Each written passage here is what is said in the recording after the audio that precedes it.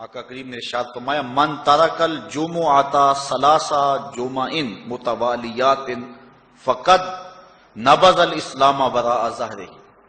جس نے بغیر کسی عذر کے 3 جمعے چھوڑ دیے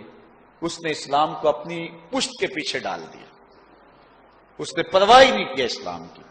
اور ایک حدیث کے لفظ ہیں من ترک ثلاث جمعات من غیر عذر کتب من المنافقین، جس نے بغیر کسی عذر کے 3 جمعے چھوڑ دیے اس کا نام منافقوں کی فہرست میں لکھ دیا جاتا۔ اور ایک حدیث کے لفظ اس حوالے سے ہیں من ترک ثلاث جمعین تہاونا بہا طبع اللہ علی قلبہ، جس نے سستی کی وجہ سے 3 جمعے چھوڑ دیے تو اس کے دل پر اللہ غفلت کی مہر لگا دیتا ہے۔ یہ وہ بد نصیب شخص ہے کہ جو نماز جمعہ چھوڑتا ہے۔ حضرت ابن حجر نے الزواجر کے اندر ایک روایت لکھی ہے،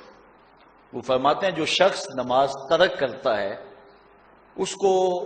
بہت ساری رسوائیاں ہیں۔ وقت اتنا طویل نہیں ہے کہ ایک ایک چیز کو تفصیل سے بیان کروں۔ وہ کہتے ہیں پہلی بات تو یہ ہے کہ اس کی عمر میں برکت اٹھا لی جاتی، دوسری بات اس کے چہرے سے صالحین کا نور اتار لیا جاتا، تیسری بات وہ کوئی بھی عمل کرے اس کا ثواب نہیں ملتا اس کو، یہ دنیا پر اس کو سزائیں ہیں۔ چوتھی سزا دنیا پر اس کو یہ ملتی ہے اس کی دعائیں قبول نہیں ہوتی، اور 5ویں سزا اس کے لیے یہ ہے کہ اس کے لیے جو نیک لوگ دعا کرتے ہیں ان دعاؤں کا حصہ اسے نہیں ملتا۔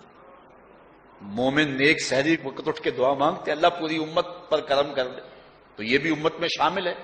دعا اللہ والے کی تو قبول ہوئی لیکن اس کا حصہ نکال دیا گیا، اس کا حصہ نیک لوگوں کی دعاؤں سے نکال دیا گیا۔ اور جب وہ مرنے لگتا ہے نزا کے وقت 3 اس کو سزائیں ملتی ہیں، ایک تو بھوکا مرتا ہے، دوسرا پیاسا مرتا ہے، تیسرا ذلیل ہو کے مرتا ہے۔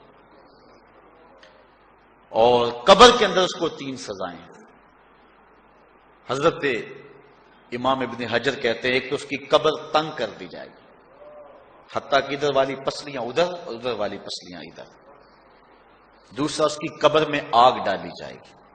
جو اللہ کے حضور نہیں جھکتا اس کی قبر اس لائق ہے کہ اس میں آگ ڈالی جائے، اور تیسری اس کے اوپر ایک اژدہا مسلط کر دیا جائے گا جس کا نام ہے شجاع الاقرع، اور جب وہ ڈنگ مارے گا تو 70 گز تک وہ شخص زمین میں دنس جائے گا اور وہ مسلسل یہ ڈنگ مارتا رہے گا۔ اور کہا کہ 3 سزائیں اس کو حشر میں پہنچیں گی، ایک تو اس کا حساب سختی سے لیا جائے گا، اور جس کا حساب سختی سے لیا گیا وہ بچ پائے گا، حساب سے بچے گا وہ جس سے اللہ صرف نظر کرے گا۔ اللہ اکبر۔ ایک تو اس کا حساب سختی سے لیا جائے گا، دوسرا اللہ تعالیٰ جل شانہ